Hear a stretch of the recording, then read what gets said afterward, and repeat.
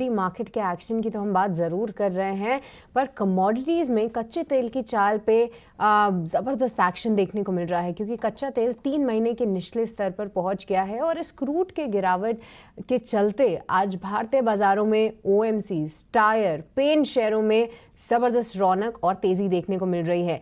क्या कुछ है इसके पीछे की वजह, क्यों कच्चे तेल में कमज़ोरी है और भारतीय बाजारों में कौन से स्टॉक्स और सेक्टर्स पे आपको नज़र रखनी चाहिए? चलिए चलते हैं हमारे सहयोगी सौमित सरकार के पास पूरी जानकारी के लिए। सौमित, बताइए। क्रूड के प्राइसेस में अगर हम देखें तो काफ़ी ज़्यादा उतार चढ़ाव लगा था पिछले 3 महीनों में। पहले $82 पर बैरल के लेवल पे था, फिर वो 97 तक चला गया। तब की तेज़ी का रीज़न यही था कि सऊदी और रशिया ने जो अपना प्रोडक्शन कट था उसको एक्सटेंड किया, प्लस उसी के साथ अगर आप देखेंगे तो ग्लोबल ऑयल इन्वेंट्री जो था वो भी थोड़ा लोअर लेवल पर आ चुका था। तो इसी कारण हमें ये तेज़ी देखने मिली, प्लस इसराइल हमास की वॉर भी चल रही थी। बट अब की जो गिरावट हमें देखने मिली है वो इसी कारण से वजह से है, क्योंकि अब ग्लोबली अगर हम देखें तो ऐसा कंसर्न बन रहा है कि जो डिमांड होगा वो काफ़ी स्लो होगा। चाइना के जो एक्सपोर्ट्स है पिछले 6 महीने से लगातार गिरे जा रहे हैं, जिसका मतलब अभी जो स्ट्रीट फेयर ऐसा कर रहा है कि आगे जाके ग्लोबल डिमांड कम होने के कारण इन्वेंट्री और ज़्यादा बढ़ सकती है, और इसी कारण हमें ये क्रूड प्राइसेस में भारी गिरावट देखने मिली है। बट उसके अलावा काफ़ी सारी कंपनीज़ को बेनिफिट हो सकता है ये क्रूड प्राइसेस गिरने से। सबसे पहले आ जाते हैं oil marketing companies, but oil marketing companies की सिर्फ मार्केटिंग सेगमेंट को बेनिफिट होगा, क्योंकि उनकी जो ग्रॉस मार्केटिंग मार्जिन जो है वो बढ़ जाती है क्रूड प्राइसेस गिरने के कारण। पहले ये crude cross marketing margin negative में थे जब क्रूड $97 पे था, बट अब ये वापस पॉजिटिव टेरिटरी में आ गए। उसी के साथ अगर आप देखेंगे तो क्रूड प्राइसेस अभी अगर नीचे की तरफ रहे तो ऑयल मार्केटिंग कंपनीज को प्राइस कट या रिटेल फ्यूल प्राइस कट नहीं लेना पड़ेगा, ऐसा एक फियर जो पहले था वो भी निकल जाता है, और इसी कारण हमें ये अपमूव देखने मिल रहा है ऑयल मार्केटिंग कंपनीज पे। बट याद रखिएगा, फाइनेंशियल साइड पर अगर हम देखें तो ऑयल मार्केटिंग कंपनीज के लिए एक नेगेटिव इंपैक्ट भी है, और वो ये है कि इन्वेंट्री लॉसेज आ सकते हैं सारे ऑयल मार्केटिंग कंपनीज को और ऑयल रिफाइनर्स को, जिसमें चेन्नई पेट्रो और MRPL भी आ जाते हैं, क्योंकि ये शार्प ड्रॉप हमें देखने मिला है क्रूड ऑयल प्राइसेस में। उसके अलावा अगर हम देखें तो paint, tyre, cement, lubricant manufacturers, aviation companies और खूब सारे स्पेशलिटी केमिकल कंपनीज हैं जिनको बेनिफिट हो सकता है अगर क्रूड लोअर लेवल पे आगे जाके भी टिके रहे तो, क्योंकि काफ़ी सारे 40 to 50% ऑफ द टोटल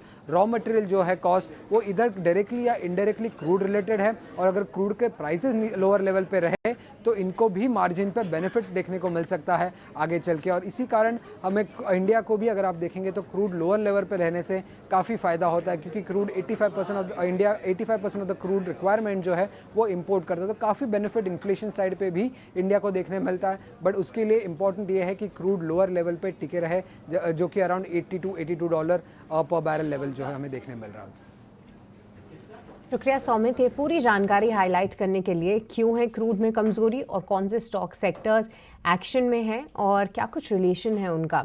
एक बार आपसे समझना चाहेंगे कि देखिए, आज जिस तरीके का एक्शन है वो तो हम सब देख ही रहे हैं, पर खास तौर से टायर स्टॉक्स पे आपका क्या नज़रिया है? क्योंकि मैं इसलिए पूछ रही हूँ, देखिए क्रूड का तो ट्रिगर है ही, पर दमदार नतीजे इस बार कंपनीज की तरफ से आए, और जब जब हमने कंपनी से बात करी और ये जाना कि चलिए अभी तो आपके मार्जिन्स अच्छे रहे हैं, डिमांड भी रही है, पर क्या आगे भी आपके ऐसे ही मार्जिन्स रहेंगे या फिर क्रूड में उबाल के चलते थोड़ा सा इम्पैक्ट होगा? बट सभी टायर कंपनीज पॉजिटिव हैं, डिमांड, मार्जिन आउटलुक, इन सभी फैक्टर्स को लेकर। और आप देखिए अपोलो टायर्स नतीजों के बाद आज 6% की रफ्तार पकड़ा है। कोई टायर स्टॉक जो कि आपको अभी भी पसंद आ रहा हो और जहां पे इन्वेस्टर्स कोई ट्रेड ले सकते हैं? रवि, ये सवाल आपसे है। शायद रवि आपका माइक, आपका वॉल्यूम म्यूट पे है। बिल्कुल क्षमा करें। देखिए, इस समय जिस हिसाब से मोमेंटम क्रूड में है और उसका एक इम्पैक्ट जो पेंट और खास तौर से टायर इंडस्ट्री को यहाँ पर देखने को मिलेगा, उसमें अगर बिल्कुल आपने सही कहा, फंडामेंटल अगर यहाँ पर समझने की कोशिश करें तो जरूर थोड़ी सी वोलेटिलिटी देखने को मिलती है, लेकिन आप ग्रोथ के प्रोस्पेक्ट से अगर देखते हैं तो मुझे लगता है कि अपोलो टायर और जेके टायर ये दोनों बहुत अच्छे हैं। और अपोलो टायर के पर्टिकुलर अगर यहाँ पर बात करें तो जिस हिसाब से अभी फंडामेंटल डेवलपमेंट है और ओवरऑल टेक्निकल चेक्स यहाँ पर निकल कर देखने को मिल रहा है, उसमें लगता है कि अब कहीं ना कहीं से जो एक डाउन टेरिटरी देखने को मिल रही थी, जो आपको पीछे 440 से लेवल में गिरावट देखने को मिली थी, वो टॉप जो है वो वापस से बनता हुआ जाएगा, क्योंकि यहाँ पर बहुत अच्छा राउंडिंग पैटर्न बन रहा है। सारे मूविंग का क्रॉसओवर जो है वो पॉजिटिव की तरफ मूव हो रहा है, तो अप साइड में 440 रुपए, तो एक तरीके से टेक्नो फंडा कॉल कह लीजिए तो उसमें अपोलो टायर जो है वो ज्यादा फिट बैठता है। दूसरा, लेकिन जेके टायर को भी आप इग्नोर नहीं कर सकते, क्योंकि इस समय जेके टायर का भी मोमेंटम जो है वो काफी स्ट्रांग है, और जो लोग इस तरीके के स्टॉक्स देखते हैं कि थोड़ा सा डिफेंसिव रहे, कम चले, लेकिन आपको अच्छे रिटर्न्स मिले, 3 महीने में 32%, हालांकि ये स्टॉक चल चुका है। और फंडामेंटल नंबर्स पे तो आपने बिल्कुल सही कहा कि यहाँ पर वो अग्रेशन देखने को मिल रहा है, लेकिन इसका चार्ट पैटर्न थोड़ा उल्टा है। अपोलो टायर में जहां पर एक करेक्शन देखने को मिला था, वहां पर जेके टायर में एक कंटिन्यू अप ट्रेंड देखने को मिल रहा है। 52 वीक हाई के ऊपर ये स्टॉक चल रहा है, और अभी के लेवल्स 358 रुपए से एक बार पैटर्न अगर देखें और कोई रिस्क रिवॉर्ड रेशियो देखता है, तो मुझे ऐसा लगता है कि 320, यानी कि स्टॉप लॉस तो आपको 28 रुपए का रखना पड़ रहा है, लेकिन टारगेट भी आपको यहां से 40 से 50 रुपए मिल सकते हैं, यानी 410 की सीरीज में ये स्टॉक आता हुआ नजर आएगा। तो ये दोनों ही एक तरीके से देखें तो मुझे लगता है सृष्टि जी, टेक्नो फंडा कॉल ज्यादा कहलाएंगे।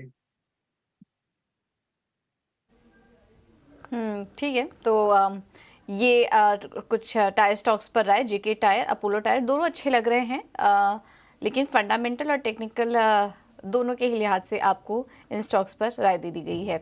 चलिए